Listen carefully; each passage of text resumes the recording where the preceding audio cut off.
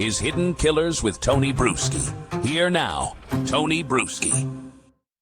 You look at the Adelson family from the outside, if you don't know the whole story, and it's easy to be fooled. You got to think of it from the juror's perspective. If they don't know what's going on and they're seeing these people for the first time, what are they going to see? Because that's what matters. Not what we know out here, not what we've been following for all these years, but what is a juror going to see when they go and sit in that courtroom and they see Donna Adelson and they see Harvey and they see Wendy all sitting out there and maybe the grandkids.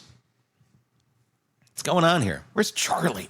Do they know about Charlie? Oh, they'll learn. They will learn.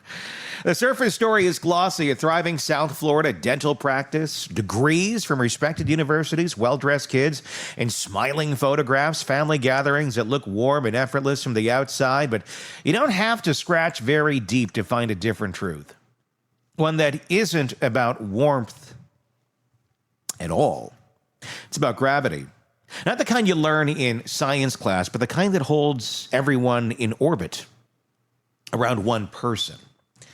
For decades, that center of gravity has been Donna Adelson.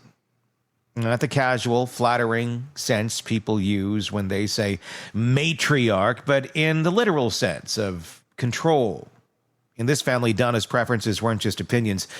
They were defaults, allegedly. Her words didn't have to come with ultimatums. They carry their own kind of weight. And that weight could move people, even grown independent adults, apparently, in ways they might not have recognized until it was too late. Now, Donna is innocent until proven guilty. She has been charged with these crimes. All of this is alleged. So, allegedly, assume that's in front of everything we are talking about here. The state says that same gravitational pull played a central role in one of the most infamous murder-for-hire cases Florida has ever seen. The 2024 shooting of Florida State University law professor Dan Markel. Their theory, it is simple. The custody arrangement after Dan's divorce from Wendy Adelson kept their two sons in Tallahassee, far from Donna's home in Miami. Donna wanted them closer, and when Dan wouldn't agree to relocation, the state says the family found another way to solve the problem. But to understand why prosecutors believe Donna was more than just a background figure, you have to walk through the evidence like stepping stones, each one pulling you deeper into the picture of influence, control, and intent.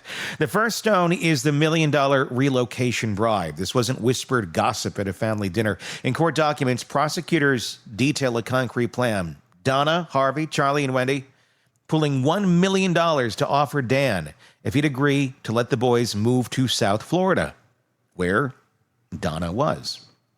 It's the kind of number that stops you. $1 million?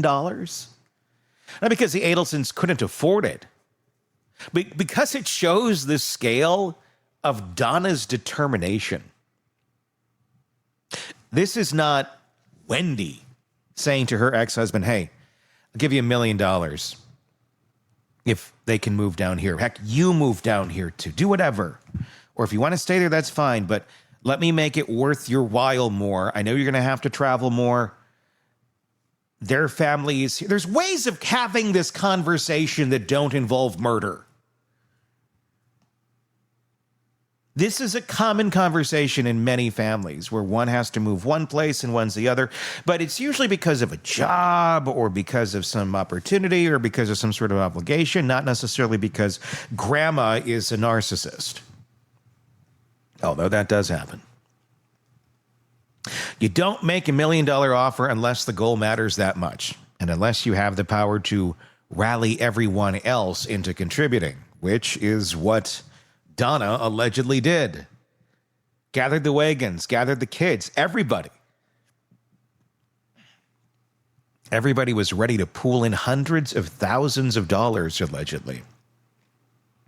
So Donna could be close to the grandkids. Not close to their father, but close to their grandmother, who's literally trying to bribe dad to see his own children less so she could see them more. Grandma really shouldn't even be part of this conversation. But Donna likes to insert herself into things, it seems. When that proposal did not get traction, the strategy shifted to something more personal, more cutting. This is where the religious leverage, that threat, comes in. According to state filings, Donna suggested telling Dan that if he didn't agree, the boys will be raised Catholic. Oh my gosh. To anyone outside the family, it might sound like a throwaway line, but for Dan, a man deeply committed to raising his children in the Jewish faith, it was a direct hit to his identity as a father. And that's not something you do. You don't threaten how you're going to raise the kids, because you're talking about religious identity. You're talking about core identity of an individual. People tend to take their religions pretty seriously. It tends to be like the core of who most people are if they're religious. And to say, I'm going to take the core of your child and raise them the way I want to because I'm grandma. I know you're the father, but I know better. That's Donna Adelson. That's literally what she was allegedly proposing. I mean, just think of that take murder out of it. Who the hell...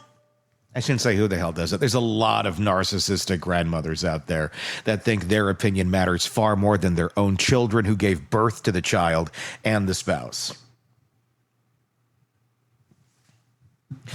It was a direct hit to his identity as a father. And that's not just an emotional jab. That's weaponizing someone's values to pressure them into compliance. By this point, the relationship between Dan and Donna was fractured enough that he went to court. In custody filings, Dan reported that his sons came back from time with Donna saying Grandma Donna had told him their father was, quote, stupid, and that she hated him for taking her sunshines away. That's the third stone, the comments to grandchildren. On paper, it's hearsay from mouths of children. In reality, it's a glimpse of how loyalty is shaped at the youngest level in the scope of the Adelson household. If the prosecution could convince a jury that Donna was already working to align the children against their father, which she was, allegedly, it strengthens the idea that this wasn't just a dispute over location. It was about eliminating him as a parental influence. Then comes the morning of the murders. Here, the state leans heavily on phone records. The fourth stone in the path, Wendy calls Donna after Dan is shot. Minutes later, Donna calls Charlie. Minutes after that, Charlie's on the phone with Katherine Magbanua. Who's Katherine Magbanua? Well, she's not one of the Adelsons, if you've gathered that much. The woman already convicted of connecting him to the hired gunman. In isolation, it's just a string of calls, but lined up against the timeline of the shooting, it takes a different texture. The prosecution will call it choreography. Why are you calling the woman who's connected to the hitman right after the hit happens, Charlie? And does Donna have a connection there? It's not unreasonable to think that if you just found out your son-in-law was murdered in his driveway, that you would call the closest people to you, people who know him, people who are part of the family, even though obviously it's a divorce. Still the father of your grandchildren and Charlie's nieces, nephews. But influence isn't just in words or calls. Sometimes it's on paper with ink and signatures. Over the year following Dan's murder, 18 checks were issued from the Adelson family dental office to Katherine Magbanua. Each check, it was signed by Donna. Why is Donna writing checks to Katherine Magbanua, the chick that Charlie was kind of dating, who has very close connections to the man who killed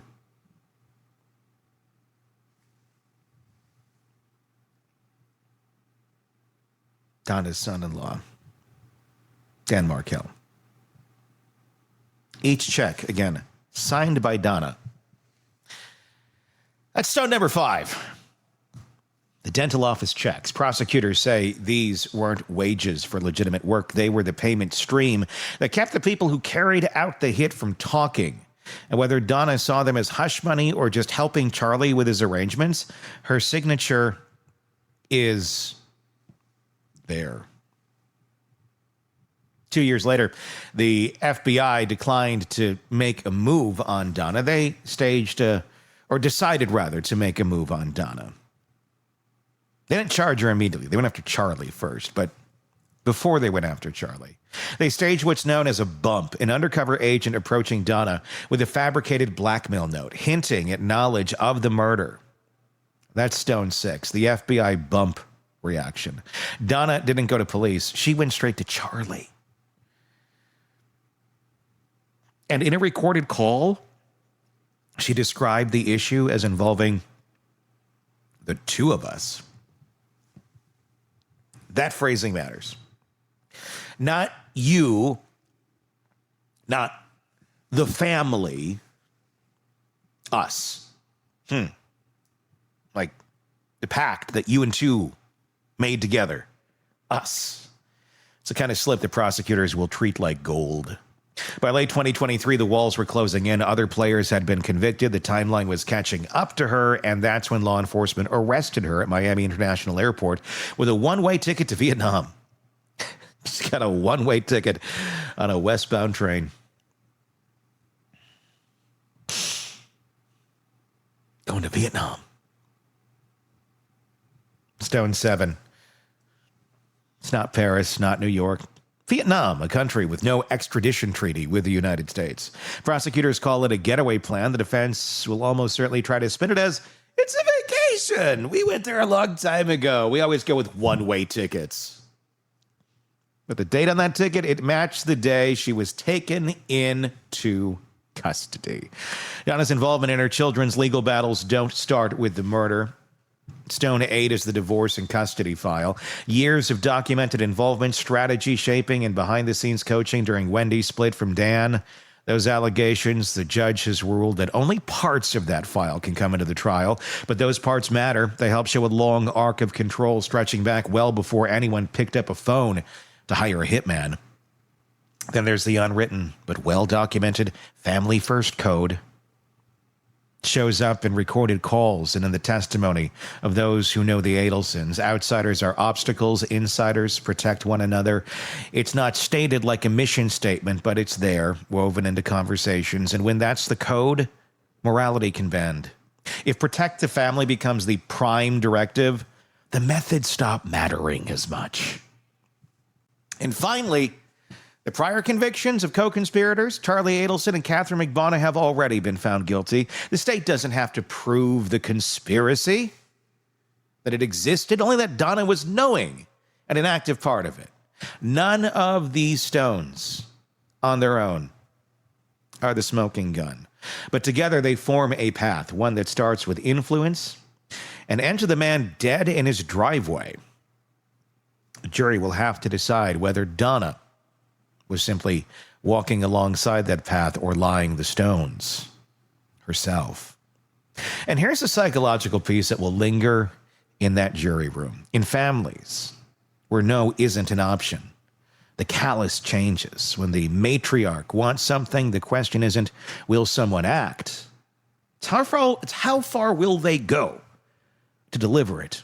The prosecution will say that in this family, the distance between a wish and an act was shorter than anyone outside that circle could have ever imagined.